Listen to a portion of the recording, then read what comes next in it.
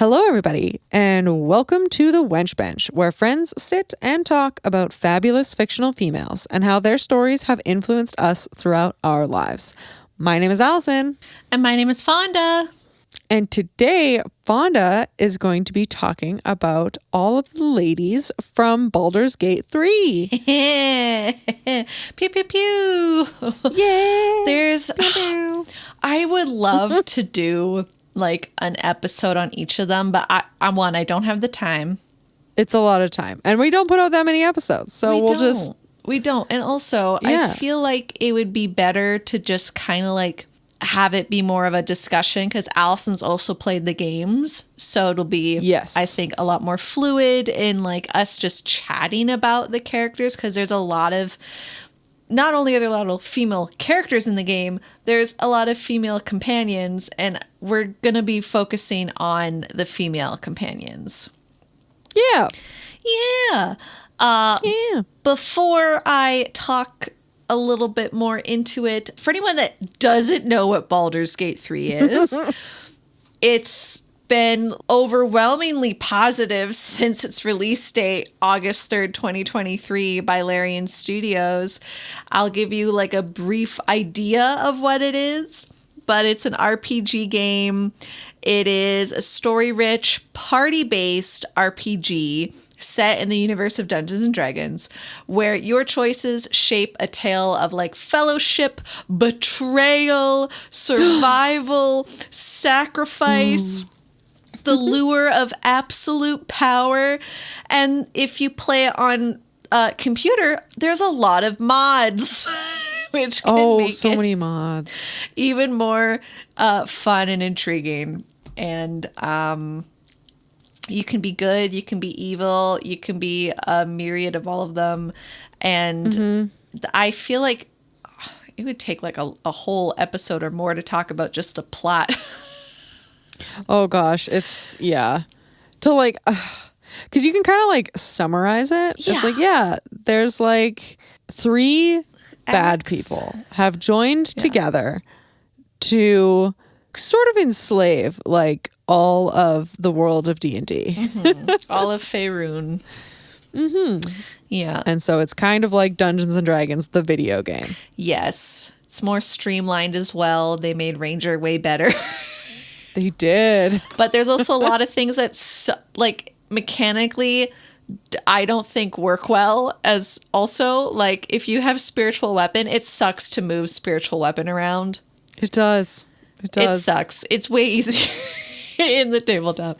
But we're not talking about the cool changes and the mechanics that suck.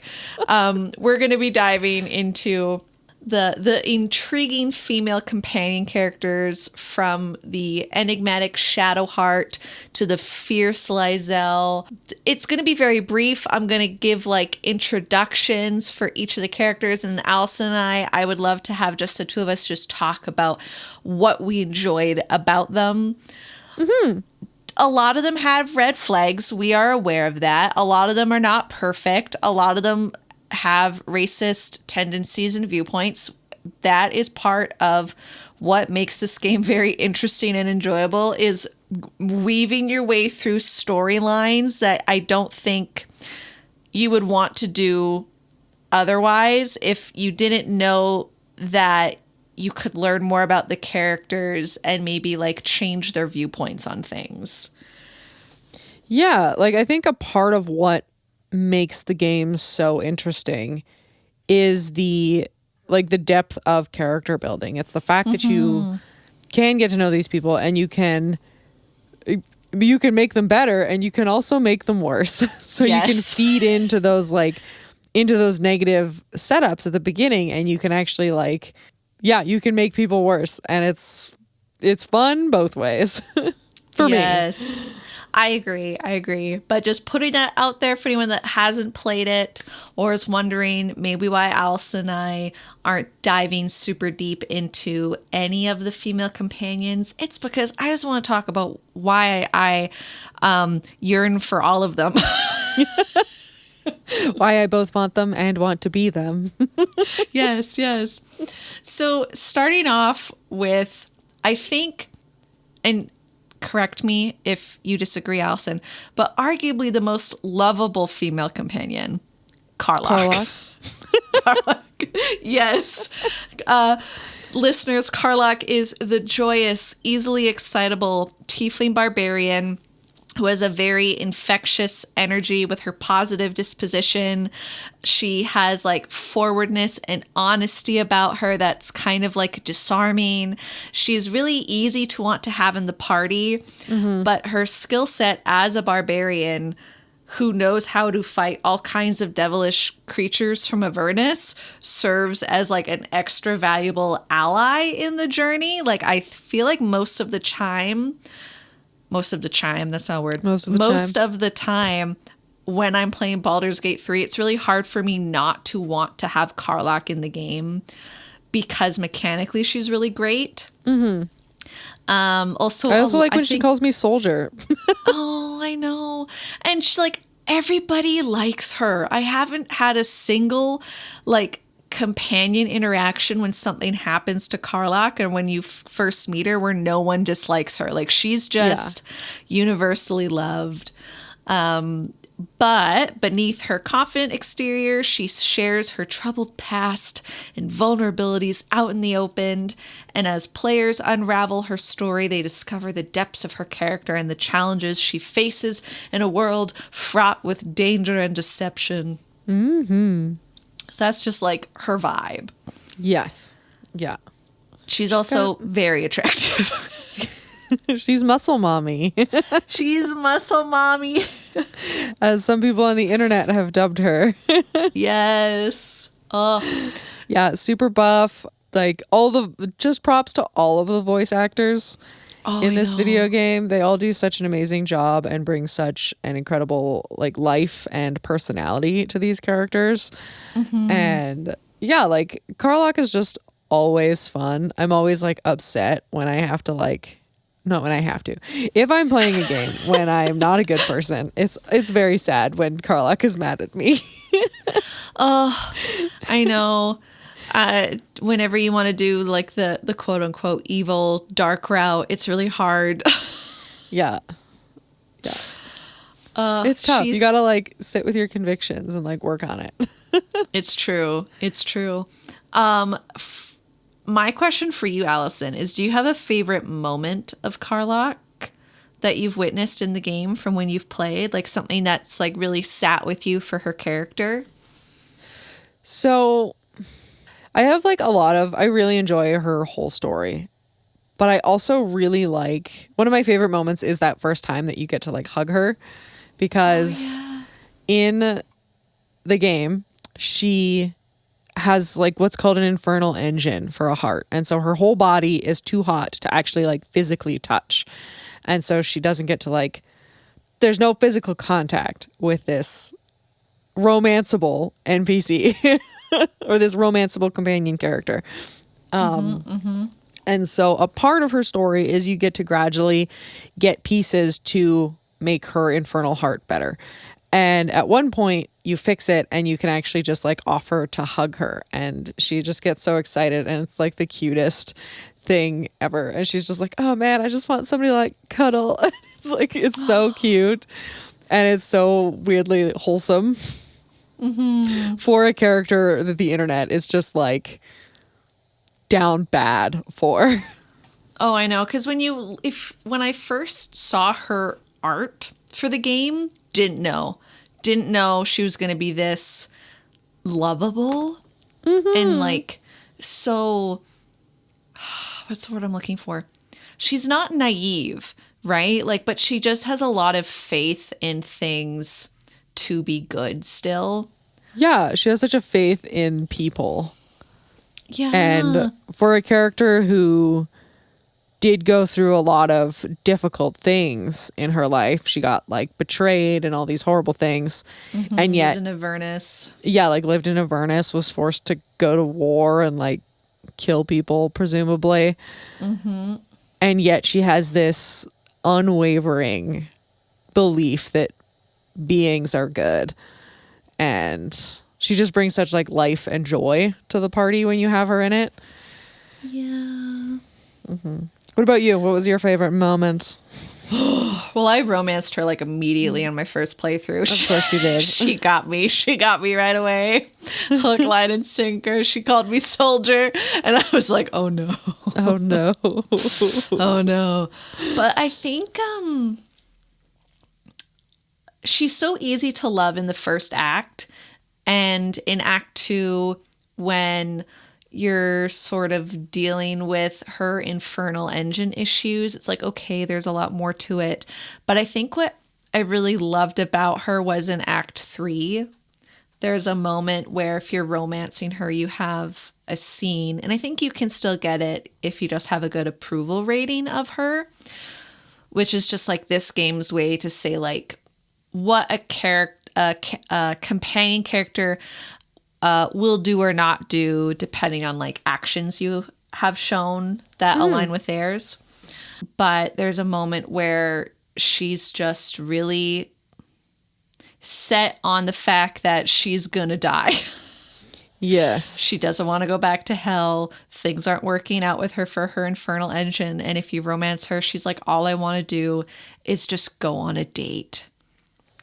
Oh. Like, the world be damned that bad shit's happening. She's like, can we go and have a dinner? Can we like pretend we've never met and just go on a date? And I was like, oh my God. Oh, she's so cute. She's so, she's just, I want the best for her all the time. I know. I always end up, because when I'm not romancing her, I always end up going with, the option of Illithid Karlach so that she can like survive and not have to go back to Avernus or not have to like blow up. And so that's really, I end up with cute little Illithid Karlach all the time. Oh, I've only done that once. The times that I've done it, I've been able to have it so Will can go with her. Or when I romanced, I was like, yeah, no, I'm good. I will fight with you. Yeah, we'll go back to Avernus. We'll figure it out. Yeah. I love her so much. And yeah, because was it that they added the option to leave with Will? Because everybody was so upset that she was one of the only companions that basically always had a bad ending. Yeah. So at first there's an ending where she just dies. Yeah. Which is harsh. Yeah. And then there's the Illithid version of her. And then it's just she goes to Avernus. If you're not romancing her, she'll just go by herself. Oh. Because you convince her well enough that she can like survive there, and that's like worth living for. Yeah. Yeah. So I think with the patches, they updated it so she had a lot more options with like Will. I think she had another ending that I haven't experienced myself. Yeah. And I haven't looked it up because I'm very much so going to try to replay this game as much as possible. It's just got such great replayability. Like there's so many different paths and so many different ways that you can get through the game. I also did want to throw this in real quick. An Illithid is a weird squid monster with like tentacles on their face. Yeah, very Cthulhu-y. Yeah, very Cthulhu-esque, very like space alien. They control minds and stuff like that. So that's kind of their whole deal. For those that don't play D&D, like big nerds like us. Yes. Oh, and then also I guess like Avernus is like Dungeons and Dragons hell. Yeah. Dungeons and Dragons hell, full of demons, and it's like extra hot there. There's like nine different archdevils. Yeah, they all have their own different section layers. of hell. It's wild. Yeah. Karlach was made to serve the archdevil Zariel. Yes. Who I find like they could have done. So my one gripe for the story for Karlach is I think they could have done more with Zariel, given that if anyone plays Descent into Avernus, Zariel's like a huge part of it. And also from the little lore I do know, Zariel, I'm just confused why she would be so mean to Karlach, given like, I don't know, I just feel like they missed out on maybe being able to have us learn more from some of the other devil characters about Zariel. Yeah. Because they made her out to seem very just like pure evil. Evil. I don't know why I said it so weird. When really she's like a fallen angel. So it's like, I don't know. I just kind of like, that's something that I was a little bit wanting more for her character arc, was to be like, maybe she could have been okay with going back into Avernus if she knew more about Zariel. Not to say that what Zariel did was, redeemable for her, but just to like add context. So then maybe if you choose to say, yeah, no, I think you should go back to Avernus, Karlach, because I want you to live and not die. And I'm already the Illithid or something. Yes. So you can't have that option. Then maybe it would be more like less of a big red flag. For her, and more of like a beige. A beige flag. A nice beige flag. A beige flag. So that's Karlach. And she's just, she's just so good. She's so good. She's so good. And like, there's like different endings, and I just love her so much. I think she's great. And she's just like, so we know Alison loves red flags and romances. Just a little bit. And problematic characters. Karlach's got like none. She's got like none. It's kind of just things that happen to her, but she's the kind of character that I do also like, those kinds of characters, right? Like I do tend to kind of gravitate more towards red flags, because I find when you have just a normal good character, they are boring. Case in point, Will. You can at me if you want, whatever, in the comments. I'm not a big Will fan. I'm sadly, his story is kind of boring, and his characterization, I think, could have been a lot more interesting. From my understanding, they took a lot of teeth out of his story since their like pre-release stuff. I think there was more to his story, but then he just kind of is like boring. Whereas at the very least, like Karlach had the personality, she had the backstory, she had the temperament to carry not having more depth in shitty ways, if that makes sense. I agree. It'd be interesting for us to talk about the male characters sometime as a bonus, because I do not think we would touch on Will long enough. Oh god, no. But if you're curious about, just like vibes and feelings, we've done Smash or Pass quite a bit. Yes, we have. I will link it in the episode notes. You definitely should. You can hear YouTube. Alison give her wild takes about putting delusion goggles on. Yes. Yeah, we've done a couple. We did just a based off vibes, and then we did a tiered version one, which was fun too. And sort of like inspired why I just want this to be a roundtable discussion, because since I'm mostly talking to Alison, dear listeners, I know you're listening, but I really am having this conversation with one person. Yes. I don't want to overly repeat stuff we've already talked about. You can at me. I don't care. Yeah. Well, those are long Smash or Pass videos too. Like, yeah, they're like a couple hours, so you get a lot of good content on those videos. They're pretty great, in my opinion. I listen to them, and I enjoy listening to myself talk. Apparently, turns out multiple years of editing our podcast has finally made me comfortable with the sound of my own voice. Oh, I love that for you.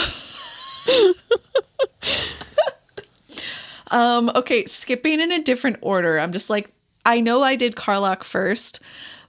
That's because I feel like she's really just needed to shine, because she's just like, everyone knows she's best girl, but the rest are in no particular order. But I am curious, Alison, after I tell our listeners, to see if you've romanced this character yet or not. But a prominent figure in Baldur's Gate within the Cult of the Absolute, which is like the bad group, is Minthara, who embodies like the darker side of the Baldur's Gate 3 narrative. She has a commanding presence and an unwavering devotion to the absolute, which makes her a formidable adversary, yet her motivations are shrouded in secrecy when you first meet her. Through interactions with Minthara, players can confront those moral complexities of the world they inhabit, forced to grapple with questions of loyalty, power, and the nature of evil. Something to note, because they did a patch where you can get Minthara in a good run now. You don't have to just do all the bad stuff to get her. Yeah.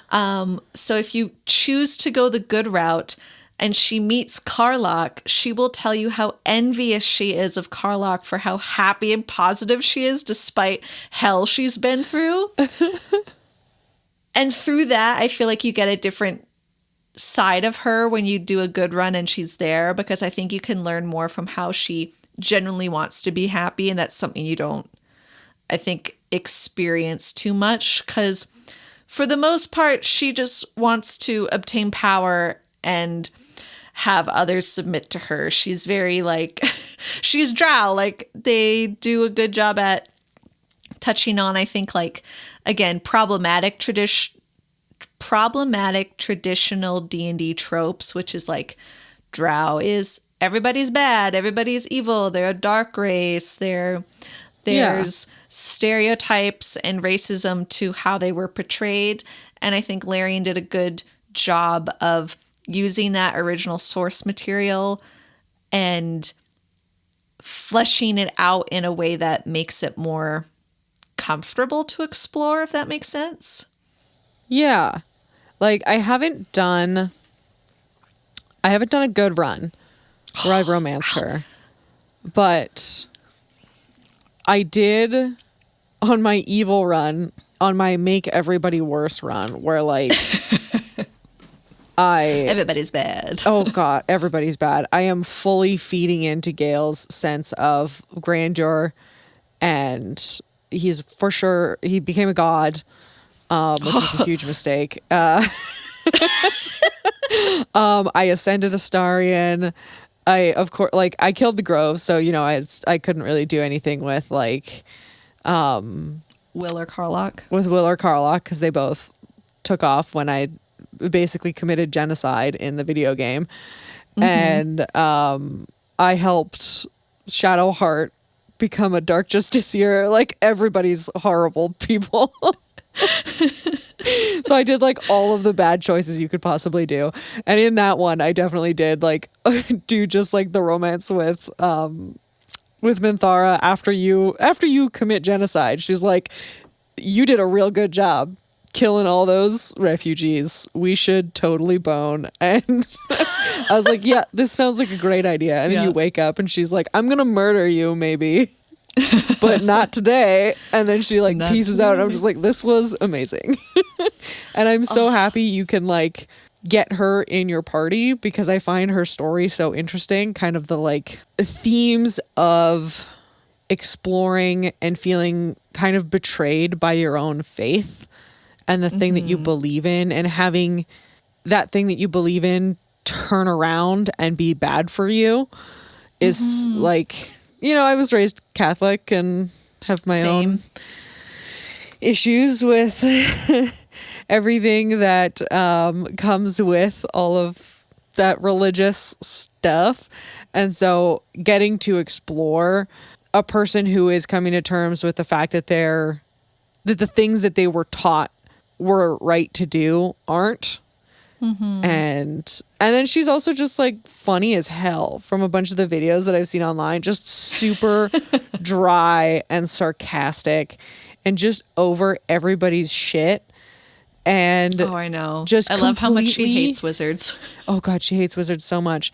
But she's just completely ride or die for you when you prove yourself to her. Like, when you kind of can prove that you will help her and that like she can rely on and trust you, she kind of opens up in this really nice way.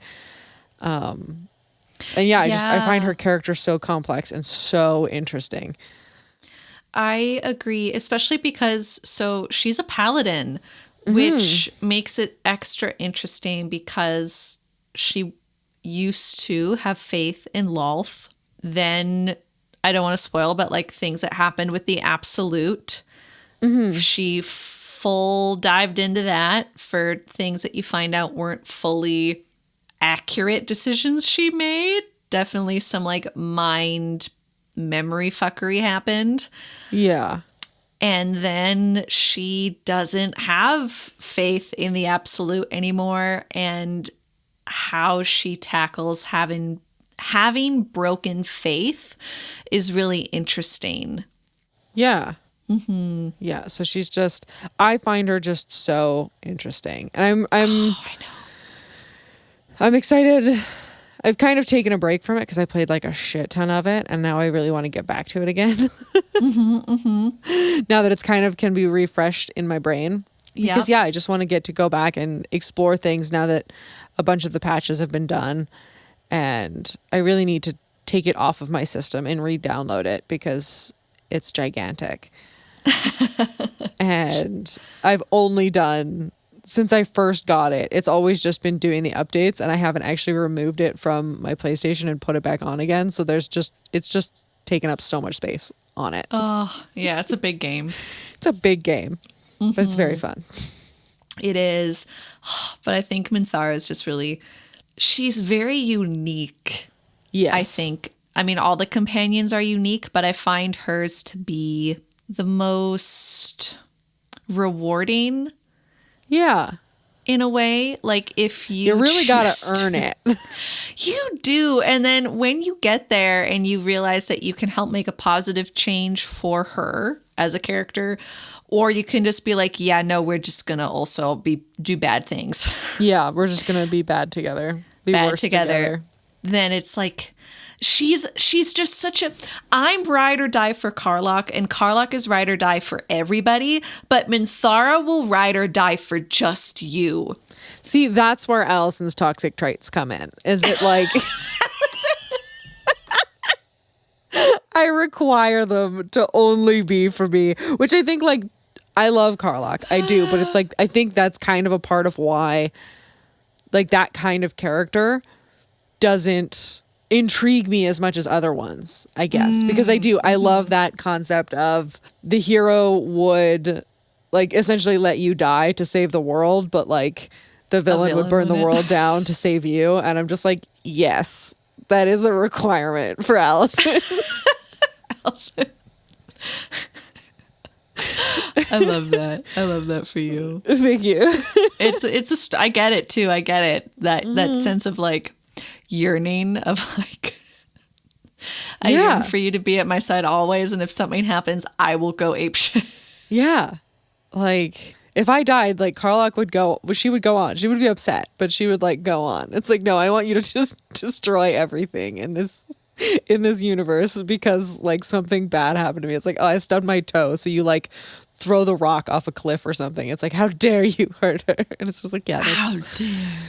That's what I want. And that's what Minthara gives you when you eventually earn it. She will, yeah. She's just like, she's like, no, this is my person. I love them. That point where at one point you can go to bed with a couple consorts.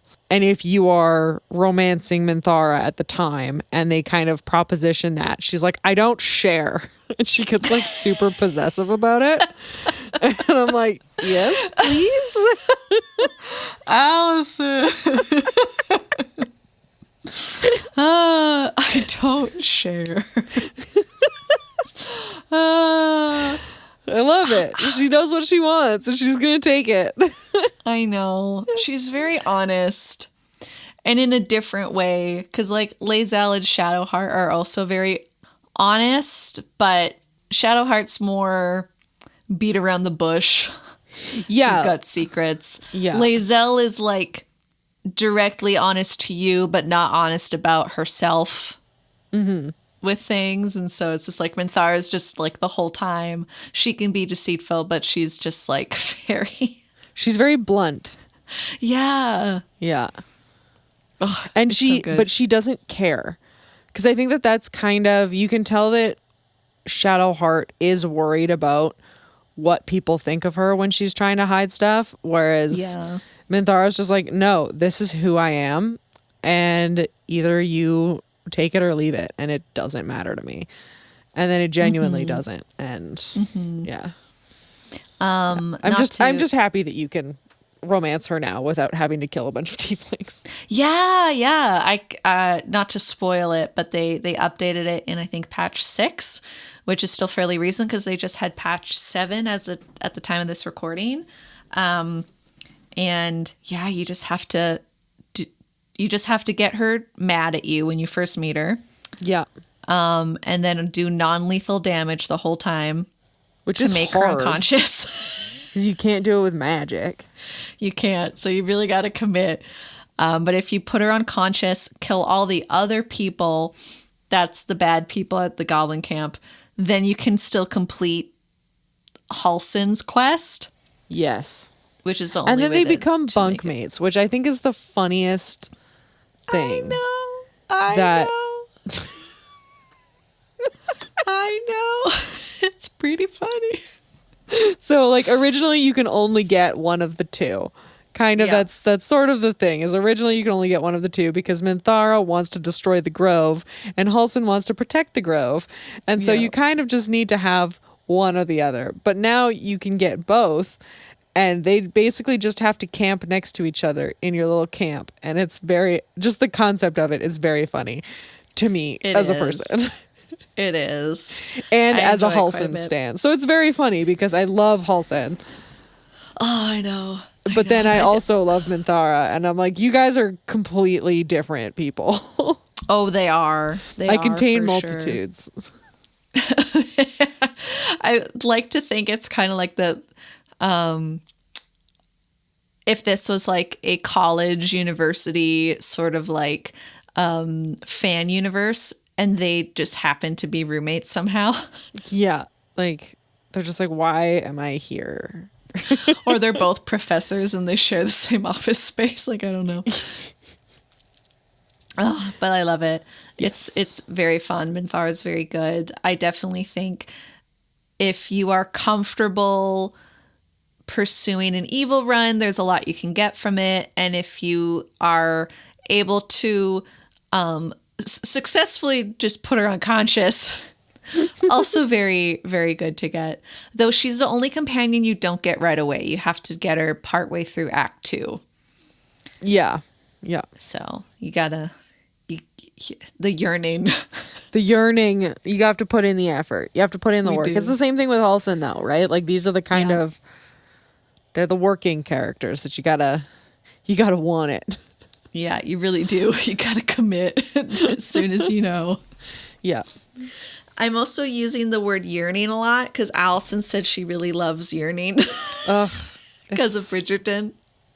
I love yearning. I love pining. I love just that desire, that like that build up is so good. So good. Next character is the one I thought I was going to romance right away. Shadowheart. So Shadowheart has like this almost semi-brooding demeanor. She has a mysterious past.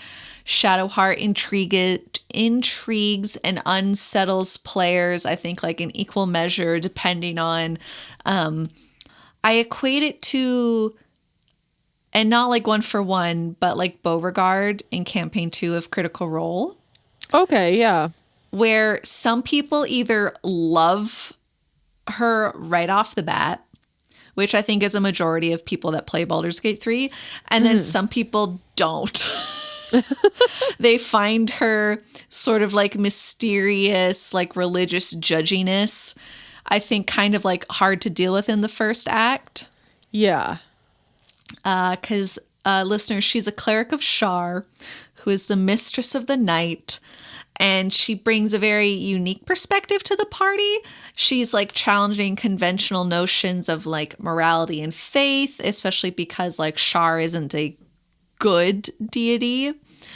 But beneath her stoic facade lies a tumultuous inner struggle as Shadowheart grapples with her own beliefs and desires. Similar but not quite to Minthara, like it's very different. And through her journey, players confront themes of like identity, redemption, and the search for purpose. I actually think Shadowheart has a really cool arc. And I mean, I still think I like how people call her Shart online. Yes. Oh my gosh. That's so silly. I know. I really like her. I think, again, I wanted to romance her like right away because I was like, oh my God, this mysterious edgelord. Ooh, so cool. So she's also a cleric. Oh my gosh, she's got secrets and mysteries. And I still really like a lot of stuff about her because she's actually just a sweetheart. Yeah. She has a lot of memory loss. She does have a lot of memory loss. And I think you get a lot of kind of surprisingly tender moments, especially when you start romancing her kind of early on. You get to see a lot more, which I enjoy because it leans into the things that she's gone through, because it hints and builds up really well towards like the rest of her story and where it goes. Because as you get to know her, like even in Act 1, you're like, what made you worship this specific goddess? Like it doesn't really click. Yeah. And but like with so much of this video game, like I assume that is extremely intentional on the creator's part, because it foreshadows so much of the rest of her story that it's like, oh yeah, like some serious stuff had to go down to kind of get her to where she is now, because she's not a cruel person. And Shar in lore is kind of known for suffering, is essentially is like very much a goddess of like pain and not good stuff. Yeah. Loss. Wants to bring back the forever darkness. Yeah. Shar's counterpart / like sister, correct me if I'm wrong, Saluna. So very, yeah, she's got like her story beats are interesting. I think they did a great job telling her beats in each act leading up to the final bit about her story, and then like the choices you can make. And I agree with the point of like some things don't make sense and you're like, huh, interesting. And then as the more you continue, the more you're like, okay. Yeah. There's like a pattern, a mystery here that we're kind of learning about. Yeah, like they built her character, I think, really well and really interesting. I really enjoy it because I'm on like the Shadowheart Halsin romance, which I think is like the only. It's so good. It's so good. It's the only poly. It's the only poly that's good in the game, and I obviously, if anybody's listened to this podcast, knows that clearly I'm an Astarian girl, and obviously I enjoy that romance immensely, but also I can't get on board with the poly romance with Astarion. Like so much of his story leads me to feel like it's not, like he's not on board, but he says that he is, but he's not. And it's like, especially if you ever go with the consorts in the third act with Astarion, it's like, oh, this is not good. Like the boy's got some trauma. So I really enjoy getting to explore the polyamory romance with Shadowheart and Halsin, because it's like, it does actually seem healthy. Like the joke about how Shadowheart is like, oh, like we'll climb Mount Halsin. It's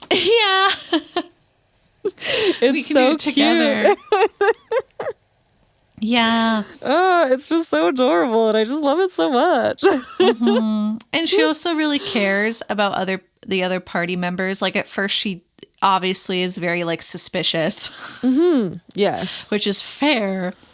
Yeah. But I enjoy how she'll open up more. She'll sort of reflect on herself in different ways depending on what happens to like other NPCs. Again, her faith, her religious path is very different to Minthara's. And I think I'm excited because I haven't finished it yet, so I can't say from like firsthand experience, but I'm excited to see how Minthara will maybe have like dialogue based off of what happens to Shadowheart with her faith. Oh, and that kind of path. I think that'll be interesting to see. Yeah. But I'm also, I kind of like the headcanon that Shadowheart and Lysel could be girlfriends. Yes. Yes. Because they both hate each other so much. But then near the end, they like each other. And I'm just like, enemies to lovers romance. But that's the thing, is that like, it's so easy to see. I think the only one that I don't really get is Karlach and Will. Because each companion kind of has a foil and like a similar story, right? And so you have super easy comparison, Halsin and Minthara. Their stories are sort of parallels to one another and like slightly different. Halsin has his more like his belief in, why am I blanking on the fucking nature god's name? Sylvanas. Oh.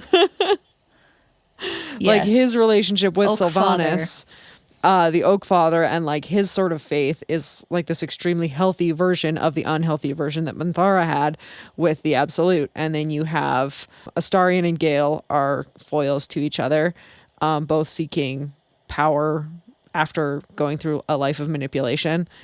Like you have Will and you have Karlach. Will's a warlock, and so he made a deal with a devil. Karlach was forced into a deal with the devil, and sort of their stories align. And then you have Shadowheart and you have Lysel, who we obviously haven't talked about yet, but they both have this story of, I have been manipulated and controlled by a god in a different way to like the other ones, but like like their stories are just so similar.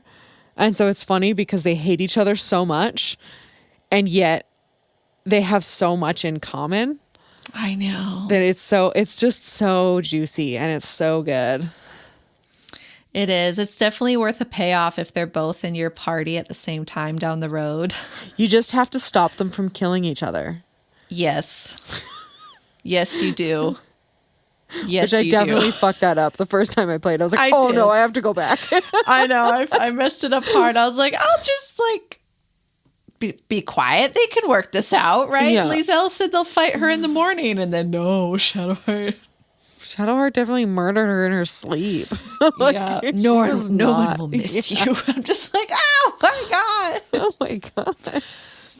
I know. Shadowheart is intense. She is.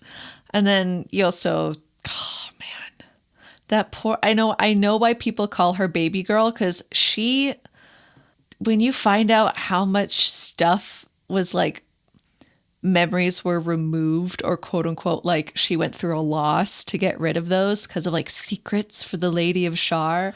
Oh yeah. And you find out and you're like, oh my god. Yeah, I always feed her that blue flower. Like you can get this fancy flower that brings back your her memories, and you can convince her to take it. And like every single time I'm like, eat this. Eat it. Take it. Eat it. Be better. Be better. I need you to see through the falsehoods. I need you to understand. I need you to know. Yeah. I definitely like fucked up the first time too, because like I didn't have a high enough approval rating with her. And so I definitely had to kill her when we did the Gauntlet of Shar or whatever. Cause she's like, I'm going to do this. And I was like, don't. And she's like, fuck you. Oh, and then we entered combat and it was very bad. And I was very sad about it. Oh. So yeah, like the first time I played through the game, I barely got any of her story. And the next couple times that I played through, I just developed a much like deeper love for her character and her story. Yeah, I enjoy her a lot, and her voice actress does a good. I mean, like we said, they all do amazing. They all do such a good job. Like, I know. Bringing us to last but not least, because there's tons of other, again, female characters like all the other NPCs I haven't talked about, but we're talking about the companions because they're the ones that I think specifically the romanceable companions, because we didn't put you didn't put Jaheira in here. I did not. Yeah, I did just the romanceable, because I also didn't put Mizora. Mm-hmm. And she technically can be at your camp too, but yeah, and can't you like actually sleep with her too? Yeah. It's a fun one if you do it. Will doesn't like it, but I'm like, I think Will doesn't like it, and I can't remember. I remember watching a video of it, and I think Astarion makes a joke about how like he wishes you'd invited him or something like that. Yeah. Yeah. It's pretty good. There's a lot of people. It's a horny video game. It is, but Dungeons and Dragons is a horny game. Mm-hmm. Depends on how you play. Yeah, and we're clearly two people who loved romance games. Mm-hmm. But Lae'zel. So Lae'zel is the Githyanki warrior who embodies like strength, determination, and a fierce sense of pride. Her unwavering commitment to her people and their cause and her queen drives her actions, leading to conflicts and alliances throughout Baldur's Gate 3. But beneath her hardened exterior lies a vulnerability born of her turbulent past and the trauma that she later endures.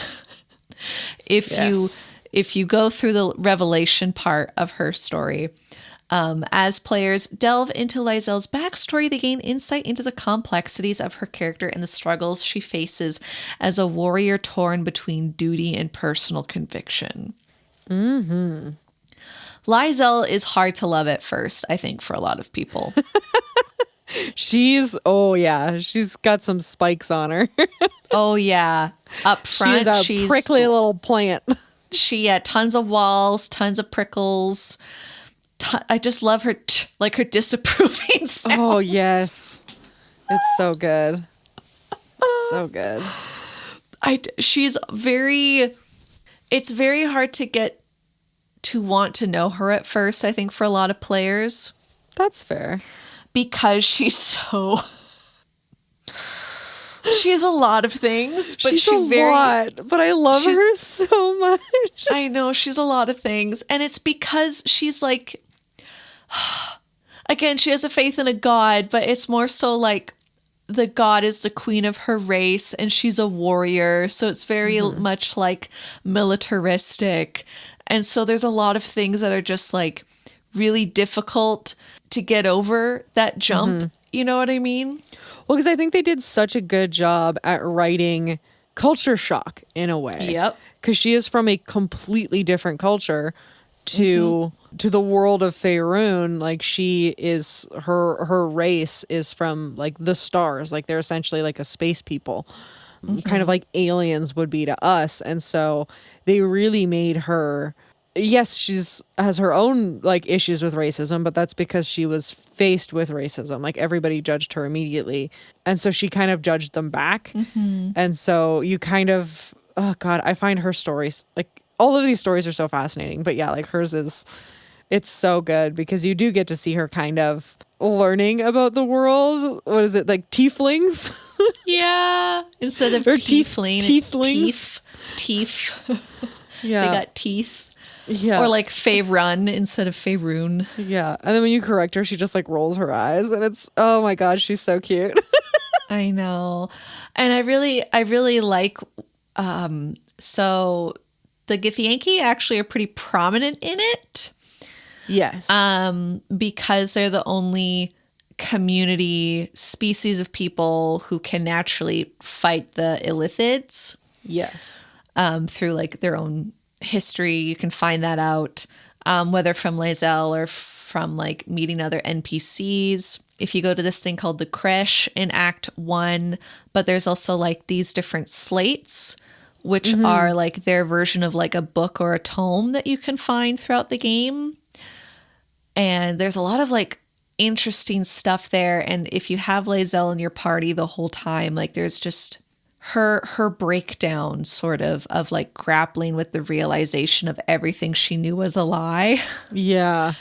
is like, really I've been manipulated heartbreaking. my whole life. Like, yeah, after the crash, like once you kind of like deal with that part, it's, oh gosh, the roller coaster of emotions that you go on while exploring her character throughout the video game is just so interesting.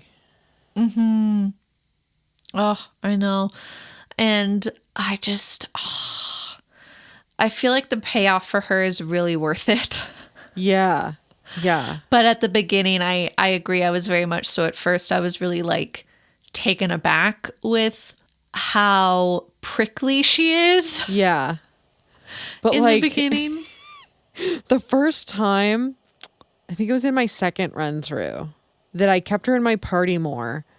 And like, when she is kind of, I hadn't intended to get such a high rating with her, but I was kind of playing a bit more of like a morally gray kind of selfish character, and she super digs that apparently.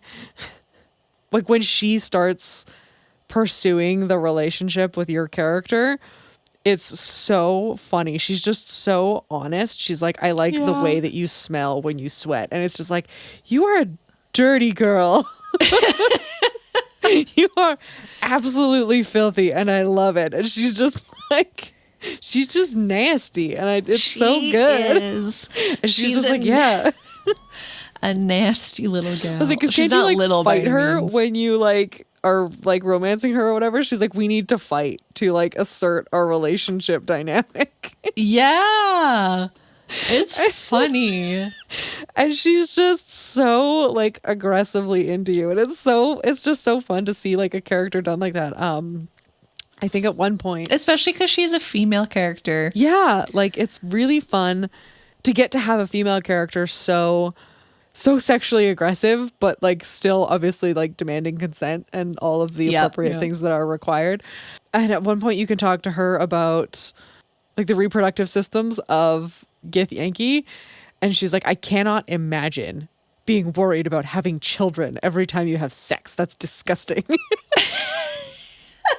Because like Githyanki like have to like have eggs and stuff like that, and so it's like this wild thing, and she's just like, no, sex is for pleasure, it's not for having babies.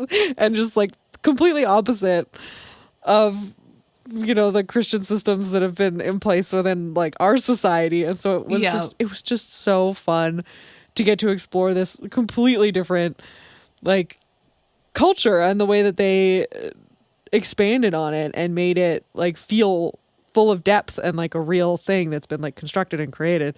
The story building and the world building of her character supplied to the game, I think it wouldn't have felt as big, and the world wouldn't have felt as like real and impactful without her character adding that to it.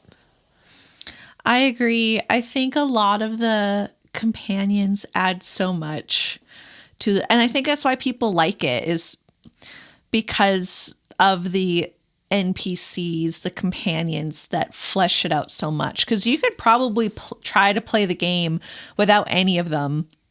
Yeah. I mean, you can just do like, the underling option. I was going to say, yeah, you can get like the underlings or whatever, which are basically just little zombie people who have no personality and just kind of do what you want them to. Yeah. But dang, I just love this game. And I just love all these women. I love them all so much. It's so good. And the video game did, in my opinion, a really good job too of not just having like a 50-50 gender split of your companions, but as far as like the rest of the world goes, there is like a very balanced amount of like male and female characters that you meet. Yes. Yep. And of all different races, of all different temperaments, of all different attitudes. And I really think that they did a really good job at actually like putting forward a diverse video game without making it feel like pandering. Yes, I agree. Because sometimes it just feels disingenuous. Whereas like they just did it in a way that made it feel natural. Yeah, and they came at it from a way because Unlike other games, like I'm going to use Dragon Age Inquisition because that's a game I've played like outside of Baldur's Gate, like the most of. There's a lot of characters that are like their sexuality in the game or like what the type of relationship you can have with them is very obvious depending on what like gender or race you choose to pick. Mm-hmm. Which is like, okay, because then I played that game so much because I was like, I need all the I need to know all the things. Yes. But in Baldur's Gate 3, I have no idea innately what any of the like maybe again like with Shadowheart and Halsin, they're into poly, like they're down for that. Mm-hmm. Other characters are not, but I feel like when they were creating all these companions, they're just like, let's just make a person. And they kind of didn't think about, again, like the pandering of like, oh, well, we'll make this character be lesbian. We'll make this character be bisexual. They just made people. And if you pursued them because you liked them and you sought their favor, they would in turn, like it balanced it out that way. And I just in not applying labels to the characters, they've made it more inclusive. Yes. Because that's kind of like my issue with like a lot of stuff like that too. It's just like, I'm glad that people have words to describe who they are and what they feel. Mm-hmm. But I also don't want them. It's like, I don't want to explain all this stuff and I don't care. Can I just be me? Right? Like, and I feel like that's what the video game did, is that it just let these characters be characters. Yeah, and it let the players enjoy the experience as well. Yeah. Yeah. And if you were playing a female character and you were then with Shadowheart, you can then, she's a lesbian now. It's fine. Mm-hmm. Or, well, I think she always shows interest in Halsin, from my limited understanding, because obviously I haven't played the game as much as a lot of other people have, but there's just so many options in it. But either way, I really like that they in not getting too like niche with it, they allowed people to get out of the video game what they wanted to, and they allowed people to connect with these characters in a way that they may not have if they were immediately told like, oh, Astarion is gay, so you have to be a male character in order to experience a story. In order to experience his story. Whereas I think that would have like closed a lot of other doors with like his character and the character growth that he went through.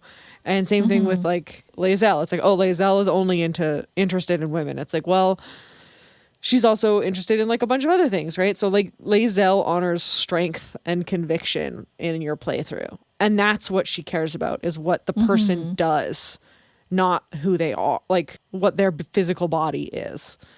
Yeah. And I also really like how, mechanically speaking, you have to be okay with making choices that upset the characters in the game. But also, I guess what I'm trying to point at is like there's a lot of other games that have dating sim aspects where different symbols will pop up, where it'll be like, this is like the heart symbol, where this is the flirting dialogue, right? Like this is the one to help pursue that if you want it. Versus Baldur's Gate doesn't have any of that. It just tells you like if this is a skill check, a history, a religion, like a racial dialogue option. The rest of it is like you pick a choice not knowing which way it will lean. And I think that helps it lend to replayability, but also it's kind of like experiencing meeting people in real life and like, I'm not going to know if what I'm going to say is going to make you happy, make you want to be my friend, make you continue to be my companion or my ally. And I think it also just makes you think like, well, how can I learn about you as a person? Which is a choice to me out of these dialogue options will let me get to learn about you. Yeah. If I care about that, you know? Yeah. Fuck, this game's just so good. It's so good. It's so good. I love it. There's, I think it was in like the first I'm going to quickly look it up. Larian Studios did a graphic for like gameplay information. Okay. For like the first month or two. Oh, yeah. When they called everybody out on how long they spent in character creation. Yeah. Oh, okay. I found it. Shamed us all. Yeah. I want to touch on it because I think it's really funny. And then I would love to ask you a couple of questions, Alison, like for us to rate our yes, our top 4, and then go into a conclusion. So race choices. This came out on, oh God, August 11th. The game came out August 3rd, and this came out August 11th of the same month in the same year. So Half Elf was the most picked race choice. Okay. Paladin was the most picked class. Weird, but okay. Yeah. 93% of people chose to have like a custom tab, right? Yeah. But out of the people who chose to pick one of they are called the origin characters. So like Gale, Karlach, Astarion, Shadowheart, Will, Lae'zel, Dark Urge. Gale was the most picked. Okay. And then opening weekend alone. So in terms of like diplomacy, players veered on the good side. 65% of people voted to save chose to save the Grove. Yeah. Which makes sense. Yeah. Scratch has been pet over 700,000 times. Scratch is a good boy. He's the dog you can save in the very beginning, and he can join your camp. And like everyone approves of you if you pet him and save him. Like everyone approves of you. Everybody loves it. When I first got him, I like went to Google because you can summon him and have him like wander around with you. And I was like, oh my God, no. And so I immediately went and I just put in can Scratch, and then it immediately like went to die. So like everybody went to Google and was like, can Scratch die? Yeah. Can I safely take him? Like, will he be hurt permanently if I take him out with me? And the answer is no. Yeah. They could not do that to people. I think people would riot. People were very worried about it. Invested. And then I think like players spoke to over 1 million corpses. Oh God. Using the Speak with Dead. And then players spoke to over 2 million animals. And in total, in opening weekend alone, players have played the game for over 1,225 years, just combining the time. And then the interesting thing of it all, players spent a combined total of 88 years in character creation.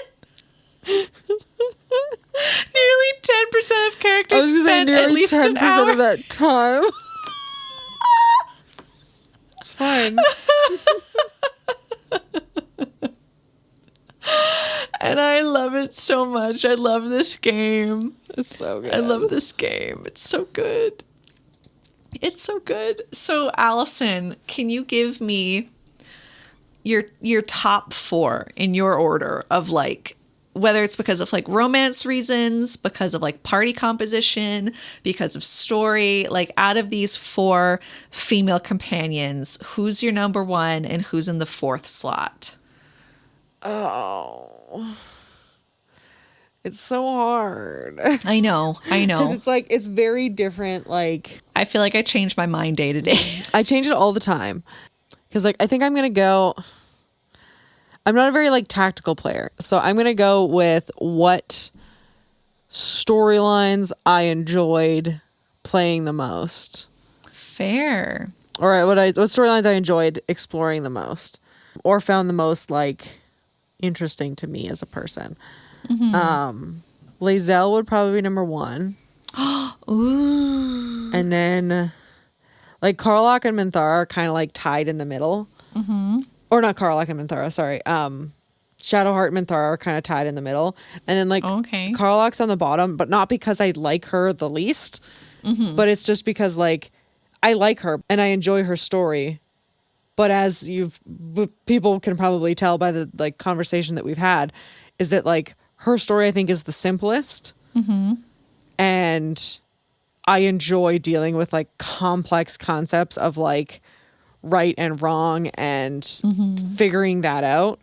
And so she's a very entertaining character, but I think that, yeah, like I love getting into like the complex juiciness of troubled characters. And it's just, oh gosh, like, yeah, Lae'zel's like fall and then rise is just so, it's just so good. So yeah, that's mine. What about yours? I love it. For me, it's Karlach. Like Yeah. I think it's because of how I don't mind that the story's not as complex for her. I think just the fact that she's just so like unabashedly honest and positive, even when she doesn't have positive moments. Like she's the type of person in life I enjoy being around. Yeah. And so whether it's like a romantic thing or just like a friend thing, I'm just like, you're number one. And then Minthara would be second for me. Okay. Yeah. I just did a lot of great things. I'm playing her in my villain era run and I just, this lady. Yeah. This lady. Yeah, I gets think me. like when you come back after like murdering all those people, she like talks to you in your brain and basically like gets extremely like flirtatious, and it's just like, oh my goodness. So Yep. murder's your Yep. thing? Yep. It's wild. Yep. Yep. Also just the voice acting for some of the lines she says, I'm like, oh Lord. Oh Lord, take me away. Oh, I know. Dang. Then I think I bounce back and forth because I feel like Shadowheart and Lae'zel are equal to me in the end. I think it just depends on like what my headcanon is of like, yeah, no, this is the ending no matter what. Like this is the ending I want for the character. I'm kind of like trying to explore both options for both of them. So I'm kind of like tied. Yeah. I feel like Lae'zel would be third if I'm going full like redeem, screw Vlaakith, like that bitch gone. Yeah. Prince of the Comet, like all that kind of stuff. Like she would be third. But if I let Lae'zel not explore her complex trauma, I think she would be fourth and Shadowheart would be third. Yeah, that makes sense. That's fair. I would like to give a shout out quickly to a YouTuber called Pocket Leaves. When I was working on like getting the notes for this, because I was like, God, I haven't played like I don't know if I want to replay or look up certain scenes. But they have a playlist of videos they did called Baldur's Gate Deep Dives, where they have a specific video series within it called Unpacking, and then it would be like one of the Baldur's Gate NPCs or companions. Oh, okay. And I really enjoyed watching that while I was preparing for this episode because it helped like refresh my memory on certain things. But also they had like really interesting takes and thoughts that I didn't have. So if you are interested in like video essays, I would recommend Pocket Leaves. Nice. But yeah, so that has been us talking about the female characters of Baldur's Gate 3, how the characters enrich the game's narrative with their depth, complexity, individuality, from the enigmatic Karlach to the formidable Lae'zel. Each character brings a unique perspective to the player's journey, challenging assumptions and driving the story forward. And as players navigate the treacherous world of Baldur's Gate 3, they forge bonds with these companions, shaping their own destinies and confronting the myriad of challenges that lie ahead. It's a great game. Agreed. If you can't play it because it is expensive, if you can't afford it, then just watch Tons of people have just done like Let's Plays, or they've recorded snippets of like the romance options, etc. If that's the only way you can dive into it, then I would still recommend it. Yeah, it's so good. So Allison, before we end, what are you excited about right now? What am I excited about right now? She was talking to me about Bridgerton earlier today. I was like, I just feel like Bridgerton is such a basic answer right now, but it's but I do love it. She does like it. I love it so much. I'm so excited. Currently, upon us recording this, it is in the in-between times of the first half of the season came out. Man, that carriage scene. Woo! Anybody who's watched it, you know exactly what I'm talking about. But yes, I'm so excited about it. And I can't wait to watch the second half because I get home from work and I just watch all 4 of them on the couch. And then I watch them all together once all of it's out. And it's very exciting. Good. Is there anything else you want to say that's not Bridgerton? If you think it's a basic answer. Bridgerton is a basic answer, but I'm getting a new puppy soon. So I'm excited about that. I'm also excited. I've got to see all the pictures. The don't know. baby. We don't know which one she's getting, but all the puppy photos are so cute. It's going to be a girl. Her name's going to be Ripley. So shout out to our Ellen Ripley episode that I did with my husband. Because that's who we're naming the dog after. Can't wait. So yeah. I can't wait. That's what I'm excited about. You can find us wherever podcasts can be found. Please make sure to rate, review, and subscribe if you haven't already. You can follow us on Tumblr, Twitter, Instagram, Facebook, YouTube, other places, I think. Blue Sky? Yeah, Blue Sky. Probably. At Wench Bench Pod. And if you want to reach out, you can reach out on any of those through DMs, or you can send us an email at wenchbenchpod@gmail.com. All of the art for the Wench Bench was designed by the wonderful Tessa Joyce Riecken. You can find them on Twitter and Instagram at Werevile. Thanks for listening, and talk to you soon. Bye. Bye, Fonda. I forgot you changed rooms. I know. I'm in my bed right now, but Oh.